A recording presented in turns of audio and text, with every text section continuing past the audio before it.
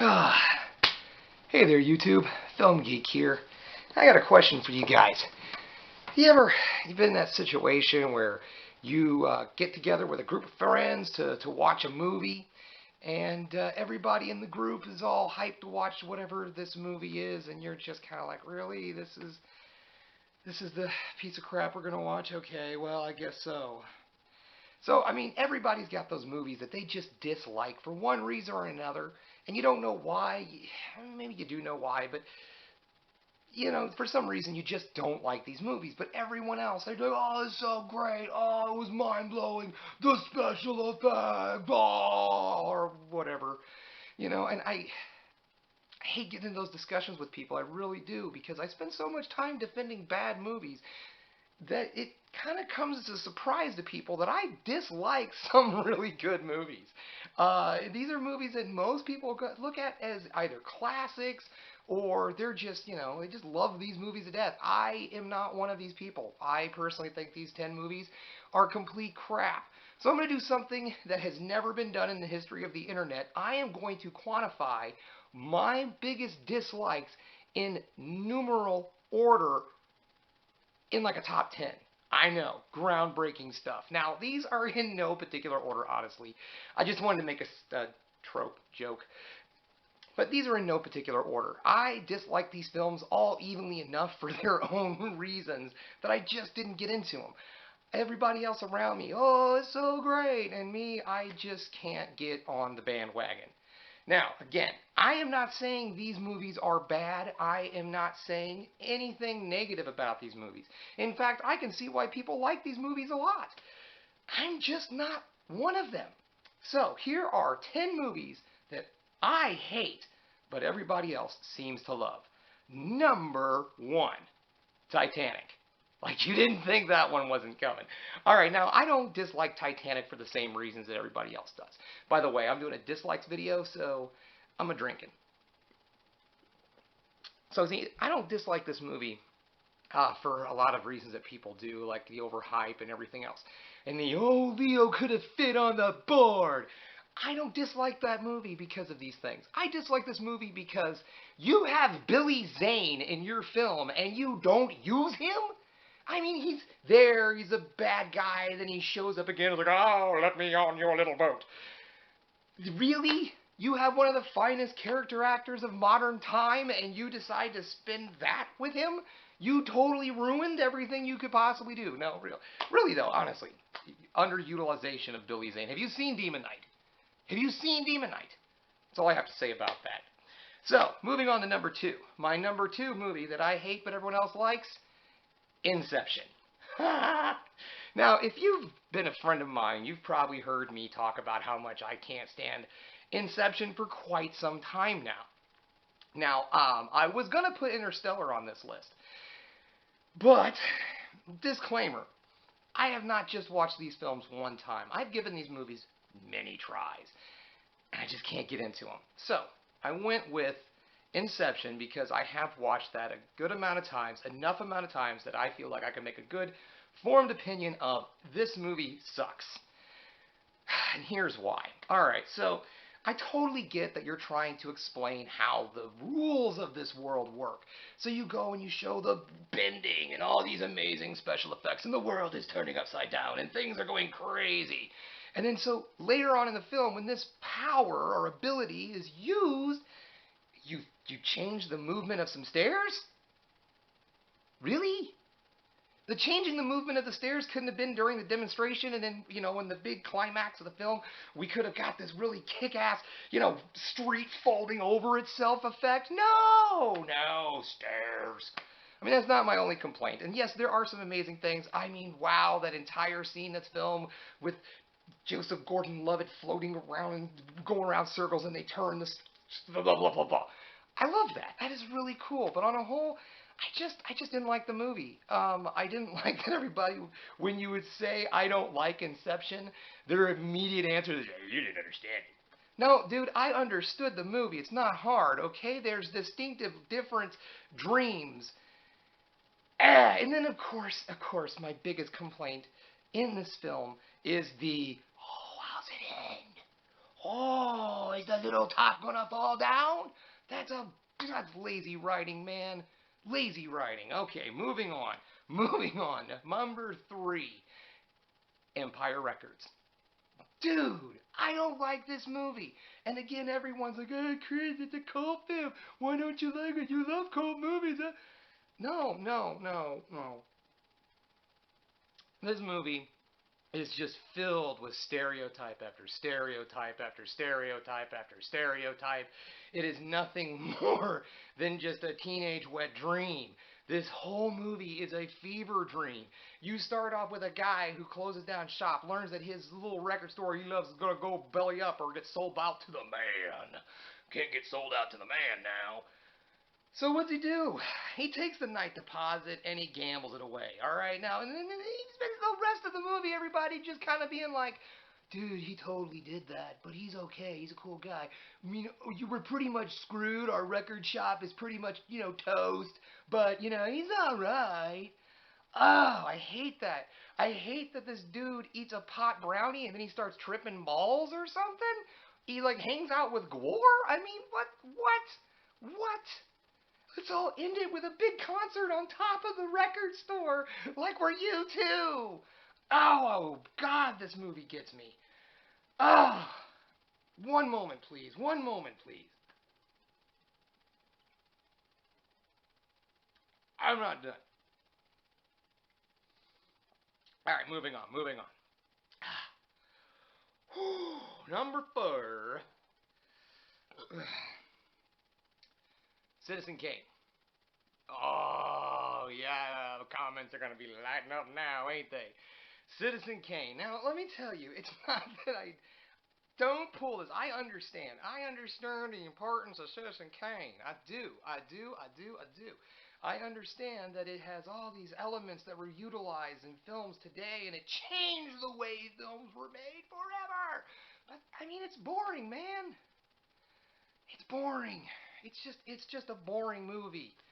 I've watched it before several times because the film technique is amazing and it was ahead of its time. And another thing that irritates me about Citizen Kane is, you mean to tell me every time there's a greatest movies ever made list or whatever, top 10 greatest movies of all time, why is it always number 1? You mean to tell me in the last almost 100 years there hasn't been a movie made better than Citizen Kane? You haven't seen Shakes the Clown. Moving on. Okay. Next up, my number 5 pick of the litter, Frozen. And I'm not just doing this because the song is played all the time and we all hear, "Let it go!" And and kids and man, it's poor writing. Alright, it's piss poor writing. That's the problem with Frozen. Piss poor writing. You have this whole build-up that kind of leads to believe that this one sister is going to be the villain of the story. And then all of a sudden, no, she has this powering moment where she sings a big old song and everybody's cool with her. Everything's great. And all of a sudden, it's like the movie's like, dude, we totally forgot we need a villain. Oh, what about that Hans guy? You know, him, and then, like, there's no boundaries to, like, her powers in Frozen. Like, is she a god? I mean, she totally creates life. I mean, she brings a snowman life. And everyone's cool with that. Alright, well, alright. Hey, that's good, man, whatever. Okay, so, can't got a beer. 6. Number 6 on the list. Here we go again with the comments. You guys are gonna be so mad at the Film Geek. The Hangover. It's not funny, man. It's not funny. Okay, now it might be funny the first time you watch it because it's one of those movies that relies way too much on surprise. It weighs way too much on, I wouldn't expect a naked Asian man to jump out of a goddamn trunk. It depends on that. So once you've watched the movie once, it isn't funny anymore because you know what's going to happen. There's a handful of good jokes in the entire thing, a couple of quotable moments, but all in all, the film is very hollow. It's very shallow film.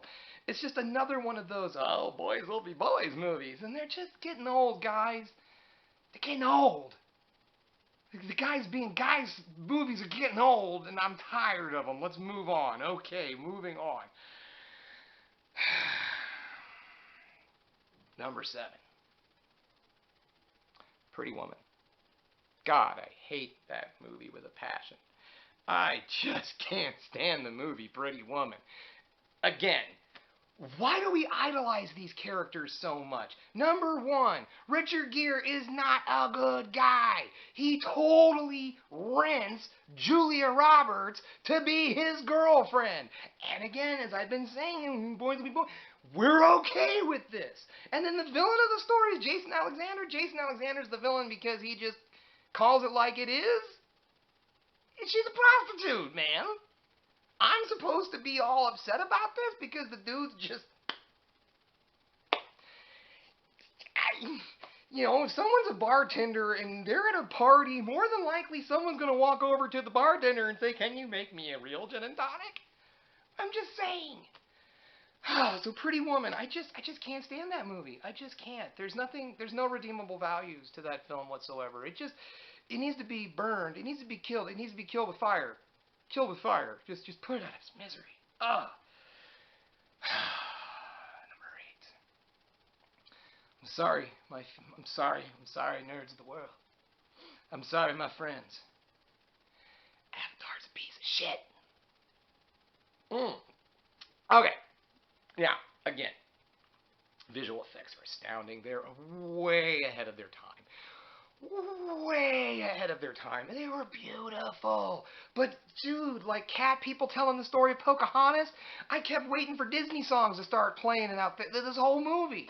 I'm sitting there in a theater going, God dang, man, I've seen this movie before. I just don't know where.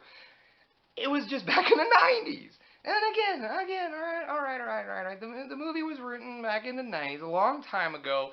You know, maybe it was before Dance of the Wolves, maybe? I don't know. I'm not sure of the timeline, but I know it was written back when the special effects were completely impossible. But update your story a little bit, man. Update the story a little bit. Now we have this whole world coming. Now we have more sequels. And you know I'm gonna see them. Damn you, Hollywood, you know I'm gonna see them.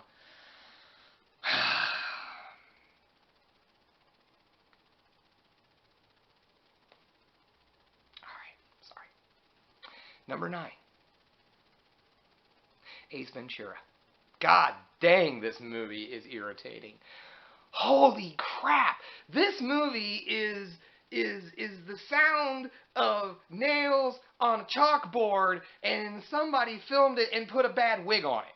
That is Ace Ventura. The movie is terrible. It's the same joke over and over again. Dang, that Jim Carrey guy's funny. That's it. That's it. It's non-stop Jim Carrey throughout the entire movie. I mean, I'm not saying that Jim Carrey's bad. A little Jim Carrey goes a long way. The man is a comic legend, and I believe that. There's a lot of Jim Carrey movies that I will go to bat for. All right? I'm sorry, but there's a part of me just absolutely loves Bruce Almighty. Don't know why, but I do. Could be Morgan Freeman being God. Don't know. But I do really like that movie. So, I mean, Jim Carrey has movies he's good at. You know why The Mask is successful? It's got the Jim Carrey, I'm a cartoon and I'm all wacky and I'm doing all this. It has that. It has that Jim Carrey. But it also has moments of quiet. It has moments of character. It has moments where there is things other than a silly mask. So, we've come to the final film. Number 10 of this list of movies I just can't stand and everybody else just loves. And there's going to be a lot of people ringing out that comment section with this one, and I know it. I don't care, man, because this movie is a piece of crap. I hate Armageddon. This is really one of the dumbest premises of a movie I've ever seen in my entire freaking life.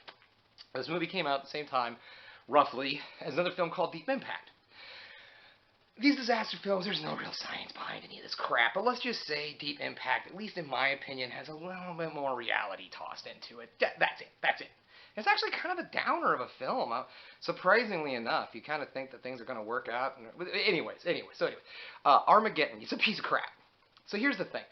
You mean to tell me, and I've thought about this for years, you mean to tell me it is easier to teach a bunch of oil rig workers how to be an astronaut than it is to teach an astronaut how to drill?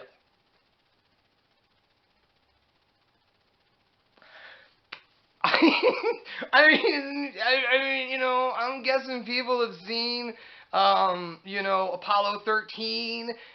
Astronauts are pretty smart guys. They're pretty smart guys. They're good problem solvers. They really are, astronauts, you know. They go up there in the spaceships and they do their missions and stuff. And I mean, they're smart guys, you know. And I'm not saying that guys that work on oil rigs are not smart. No, I'm not saying that in the least. I'm just saying that the premise of the movie is sketchy. You have so much time that you have until something horrible is going to happen, so you take the hardest route to get there.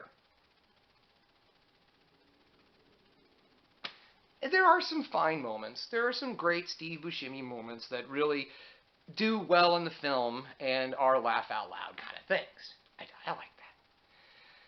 But on a whole, Armageddon is a pile of crap. At one point in time, I had actually created a drinking game that you had to take a drink every time Bruce Willis stands in front of an American flag. Now, believe me, you're not drunk until near the end of the movie, and that is when you do need to be drunk to really understand and enjoy this film. By the time he's giving his half-hour-long, 5-minute speech to his daughter about how the world's going to be different and so on, after that, you're pretty wasted.